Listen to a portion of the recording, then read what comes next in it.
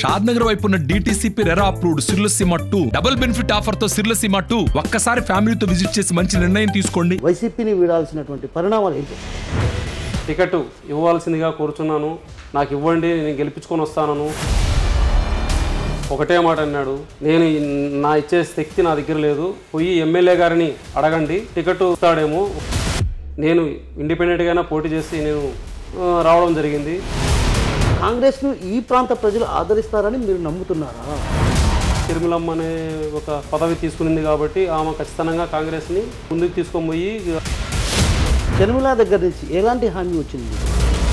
కార్యక్రమాల గురించి నువ్వు తెలియజేస్తూ నువ్వు ముందుకు ప్రజల్లోకి వెళ్తూ ఉంటూ నేను ఉండా నీకు తోడుగా అనేసరి నాకు హామీ ఇవ్వడం జరిగింది. రాజంపేట నియోజకవర్గాన్ని ఏ విధంగా అభివృద్ధి చేయబోతుంది? రాజంపేట ప్రజలకు కావాల్సింది 40 ఏళ్ళ అనుభవం కాదు, 100 ఏళ్ళ అభివృద్ధి. అది నేను చేసి చూపిస్తాను. రాజంపేట నియోజకవర్గంలో వైఎస్ కుటుంబానికి వీర విధేయుడిగా ఉన్నాడు. 2012లో రాజంపేట అసెంబ్లీ నియోజకవర్గానికి ఉపాధ్యక్షునిగా కూడా పనిచేశారు. ఆ తర్వాత వైసీపీలో కొనసాగారు. ఏం జరిగిందో ఏమో, వైసీపీని వీడాడు. స్వతంత్ర అభ్యర్థిగా కౌన్సిలర్గా పోటీ చేసి ఒక కీలకమైనటువంటి నేత మీద అత్యధిక మెజారిటీతో గెలిపొందారు.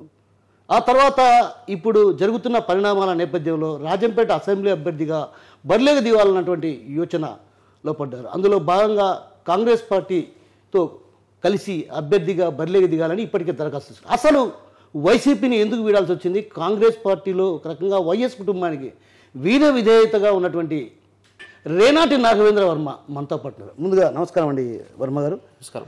అసలు ఎందుకు మీరు పార్టీని వీడాల్సి వచ్చింది? ముందు వైసీపీని వీడాల్సినటువంటి పరిణామాలు ఏంటి అసలు? నేను వైసీపీ పార్టీని వీడదాల్సిన కారణం, ముఖ్య ఉద్దేశం ఏమిటంటే, నేను కాంగ్రెస్ ఉన్నప్పుడు ఈ ప్రభుత్వంలో బాగానే కష్టపడి సేవలు చేసి ఎంతో పేరు తెచ్చుకున్నాను. తర్వాత వచ్చేసి గత 2 సంవత్సరాల క్రిందట మున్సిపల్ ఎలక్షన్లు జరగడం జరిగింది. దానికి నేను పోటీ చేసేదానికి నేను వ్యూహాలు నా వార్డులో మొత్తం అందరినీ కలుపుకొని వాళ్ళని మార్గం నేను నిలవాలని ఉన్నాను అనేసి ప్రజాభిప్రాయం తెలుసుకొని తర్వాత నేను మా మున్సిపల్ చైర్మన్ అయినటువంటి ఇప్పుడు పోలా శ్రీనివాసరెడ్డి దగ్గరికి వెళ్ళడం జరిగింది. అతను వచ్చేసి, లేదు మీరు జెడ్పీ చైర్మన్ని అడగండి, అమర్నాథ్ రెడ్డిని అడిగితే మీకు టికెట్ ఇచ్చే అవకాశాలు ఉంటాయి, నా చేతిలో ఏం లేదు అనేసి చెప్పడం జరిగింది.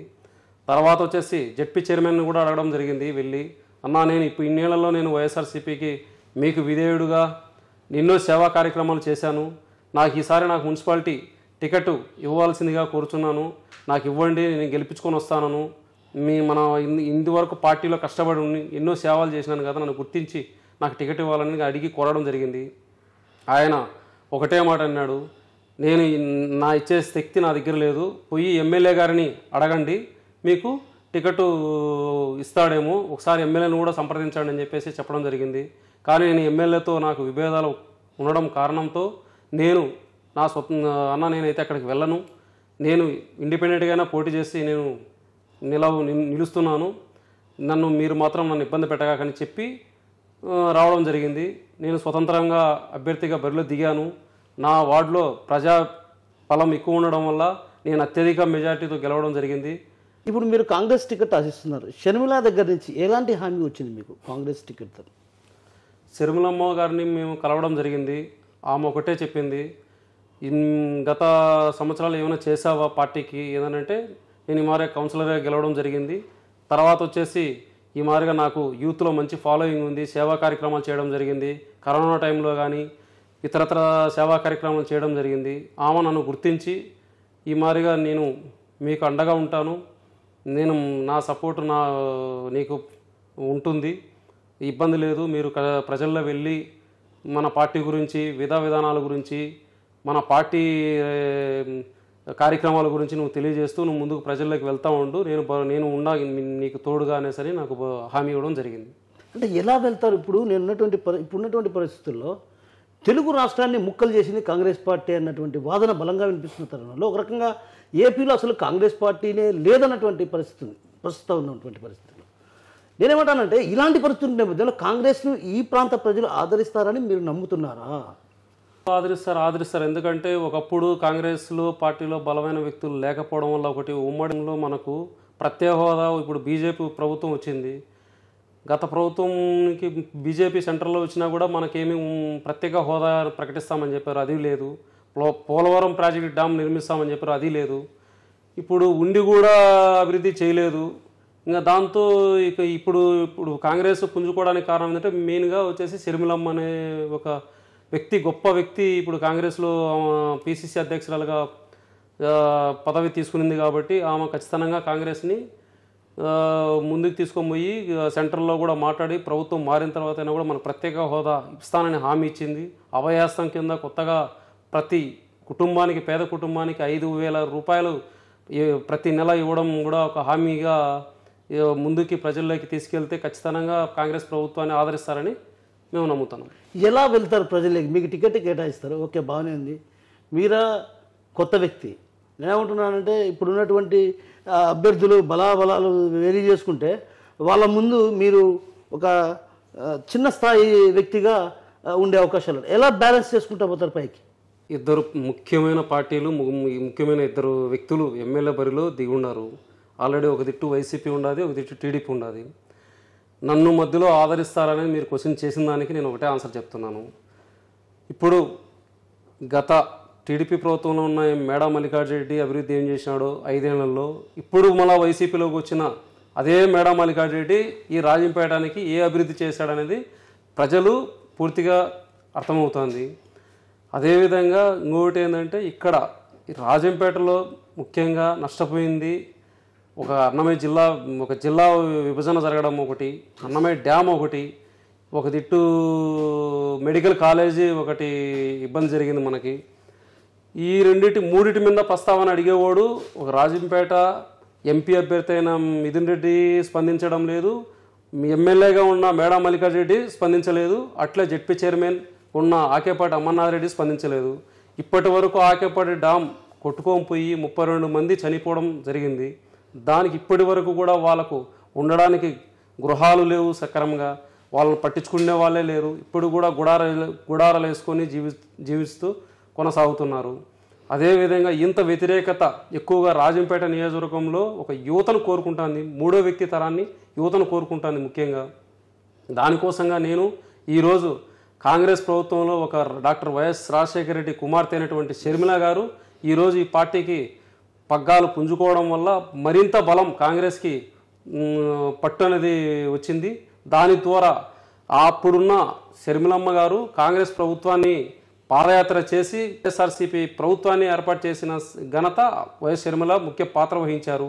అదేవిధంగా ఆ కాంగ్రెస్తో పాటు పెద్ద నాయకులైనటువంటి గిడుగు రుద్రరాజు అయితేమి, మరియు తులసిరెడ్డి అయితేమి, రఘువీరారెడ్డి గారు అయితేమి, వీళ్ళందరూ వ్యక్తులు బలమైన వ్యక్తులు ఉండడం వల్ల ఈ కాంగ్రెస్ ప్రభుత్వానికి నాకు వాళ్ళ మద్దతు ఎక్కువగా ఉన్నది. కాబట్టి ఖచ్చితంగా నేను ఈ యువతరంలో మూడో తరం వ్యక్తి కోసం ఎదురు చూస్తున్నారు ఈ జనాలు.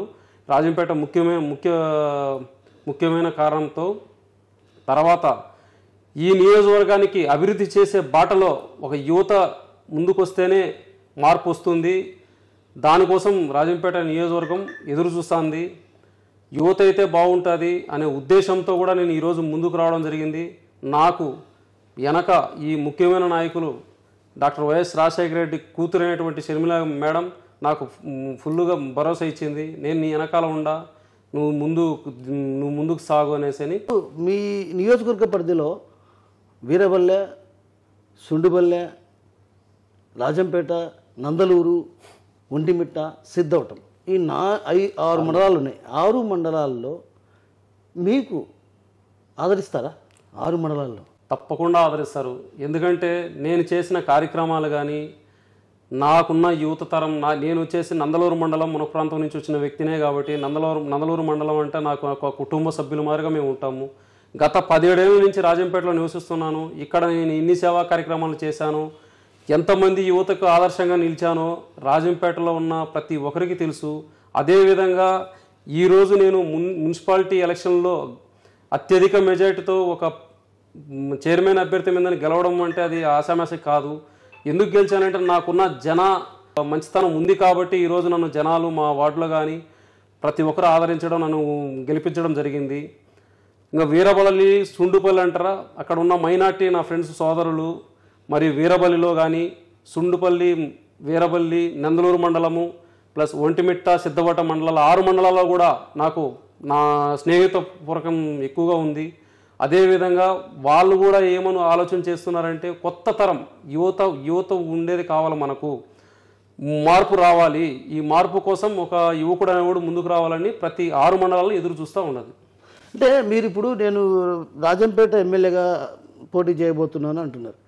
మీకు ఒక అజెండా ఏమన్నా ఉందా? అంటే రాజంపేట అన్నమయ్య జిల్లాగా పోయిందని మీరే అన్నారు. ఆ తర్వాత అన్నమయ్య ప్రాజెక్టు వల్ల పూర్తి స్థాయిలో సర్వస్వాన్ని కోల్పోయి రోడ్డున పడినటువంటి వాళ్ళు బ్రతుకులు ఇప్పటికి కూడా చింద్రంగా ఉన్న పరిస్థితి.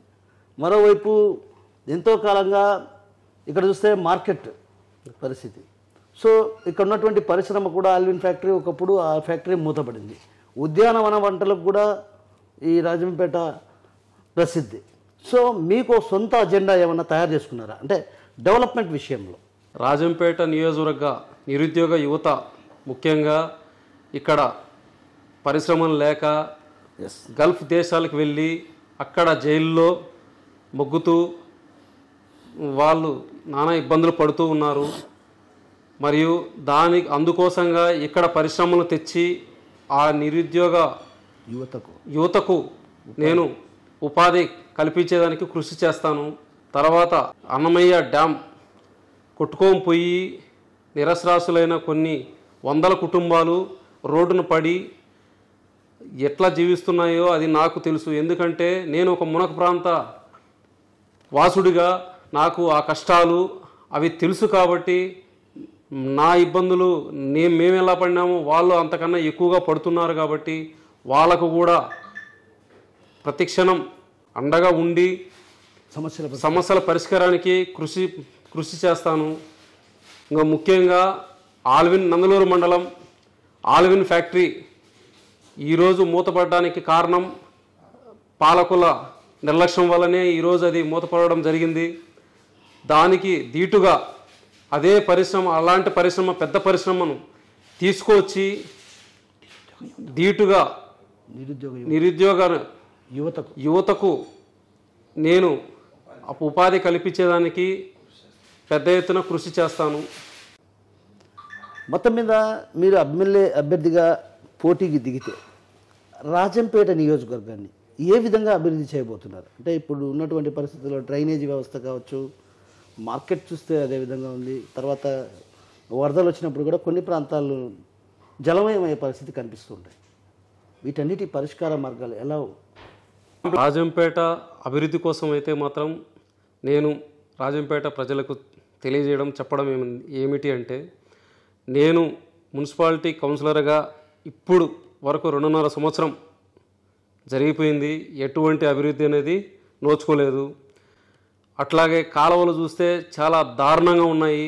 రాజంపేట ప్రజలకు కావాల్సింది 40 ఏళ్ళ అనుభవం కాదు, 100 ఏళ్ళ అభివృద్ధి. అది నేను చేసి చూపిస్తాను. కాలువల్లో పందులు ఎక్కువగా నివసించడము, ఆ పందులు ఉండడం వల్ల వాటర్ సరిగా పోక రోడ్ల మీదకి రావడము, అలాంటి వ్యవస్థ ఇది చాలా దారుణంగా ఉంది. అదేవిధంగా ఎలక్ట్రికల్ పోల్స్, కరెంట్ లైన్ అయితే తీగలు కింది వరకు ఏలాడమే కాకుండా మొన్న రీసెంట్గా కూడా విద్యుత్ తీగలు తగిలి ఒకరు చనిపోవడం కూడా జరిగింది. అదేవిధంగా ఇక్కడ ఉన్న మున్సిపాలిటీ పరిధిలో ఉన్న చక్రాల మడుగు అయితే చాలా దారుణంగా ఆక్రమణకు గురయ్యేసి అక్కడ వాటర్ వసతి పోకుండా వర్షపు నీళ్ళంతా రాజంపేట మున్సిపాలిటీలోకి రావడము, ఈ మున్సిపాలిటీలో ఉన్న చెత్త ఎక్కడంటే అక్కడ పెరకపోవడము, డెవలప్మెంట్ అనేది ఎక్కడా కూడా కనిపించడం లేదు. మీరు నాకు ఒక అవకాశం ఇస్తే రాజంపేటని చాలా అద్భుతంగా నిర్మిస్తాను. ఒక మున్సిపాలిటీ రీతిలో అయితే డ్రైనేజీ వ్యవస్థను తీసుకొస్తాము. తర్వాత వచ్చేసి రోడ్ల విస్తరణ మాత్రం వెడల్పుగా చేసి ట్రాఫిక్ సమస్యను లేకుండా చేస్తాను. మార్కెట్ యార్డ్లో చాలా దారుణంగా ఉంది. వర్షపు నీరు పడితే ఎంత అద్దుమానంగా ఉండదంటే ఒక ఆవులకి సంత మాదిరిగా ఉందే కానీ మనకు మార్కెట్లో వెళ్ళాలంటే రైతులు మనకు కూరగాయలు తీసుకునే వసతి కూడా లేకుండా దారుణంగా ఆ మురికితో ఆ పందులతో చాలా దారుణంగా ఉంది. అలాంటి ఆ మార్కెట్ని కొత్తగా ఆధునికీకరణతో ఒక మంచి కాంప్లెక్స్ కట్టి ఎవరైతే వ్యాపారస్తులు ఉన్నారో వాళ్లకు ప్రజలకు అందుబాటులో ఉండేటట్టుగా కృషి చేస్తాను. 40 ఏళ్ల అనుభవం ఉన్న రాజకీయ నాయకులు రాజంపేటకి ఏమి చేశారు? రోడ్లు వేశారా? కాలువలు వేశారా? అన్నమయ్య డ్యాము కొట్టుకుపోతే దాని నిర్మాణానికి ఏమన్నా చేపట్టారా? ఈ రైతులను ఆదుకునేదానికి ఏమన్నా సహకరించారా? ఏమి చేశారో రాజంపేటకి నాకు మీరు చెప్పండి. మీరు ఏం చేశారని మీకు ఓట్లు వేయాలి. మీరు రాజంపేటకు 40 ఏళ్ళ రాజకీయ అనుభవం ఉన్న ఏం చేశారు అంటారు. మీరేం చేయబోతారు? మీరు ఏం చేయబోతారు చెప్పండి. మీరేం చేయబోతారు? కోవిడ్లో ఉన్న యువతని తిరిగి రప్పించి ఇక్కడ పరిశ్రమలు ఏర్పాటు చేసి వాళ్ళకు ఉపాధి కల్పించేస్తాను. రెండోది వచ్చేసి రైతాంగానికి కోల్డ్ స్టోరేజ్ని ఏర్పాటు చేసి వాళ్ళ రైతాంగానికి అభివృద్ధికి తోడ్పడతాను. మూడోది వచ్చేసి రాజంపేట అభివృద్ధిని అన్ని విధాలుగా అభివృద్ధి చేసి నేను చూపిస్తాను. నన్ను నమ్మండి, నన్ను ఆదరించండి. రాజంపేట నియోజకవర్గానికి 40 ఏళ్ళ అనుభవం ఉన్న రాజకీయ నాయకులు చేసింది ఏమీ లేదు. తాను ఎమ్మెల్యేగా ఎన్నికైతే ఖచ్చితంగా రాజంపేట నియోజకవర్గాన్ని అన్ని విధాలు అభివృద్ధి చేయడంతో పాటు ఎవరైతే నిరుద్యోగ యువత గల్ఫ్ దేశాల్లో ఇబ్బందులు పడుతున్నారో వారి తిరిగి స్వదేశానికి రప్పించి ఉపాధి ఉద్యోగ అవకాశాలను మెరుగుపరిచే దిశగా అడుగులు వేస్తాను, నన్ను ఆదరించాలన్నటువంటి విషయాన్ని మనతో పాటున్నటువంటి వర్మ గారు చెప్తున్నారు. కెమెరా పర్సన్ నాగేశ్వరరావుతో కిషోర్, RTV, రాంపేట నుంచి. మరిన్ని వీడియోస్ కోసం ఛానల్ ని సబ్స్క్రైబ్ చేయండి. లేటెస్ట్ అప్డేట్స్ కోసం వాట్సాప్ ఛానల్ ని ఫాలో చేయండి. అండ్ లింక్ డిస్క్రిప్షన్ లో ఉంది.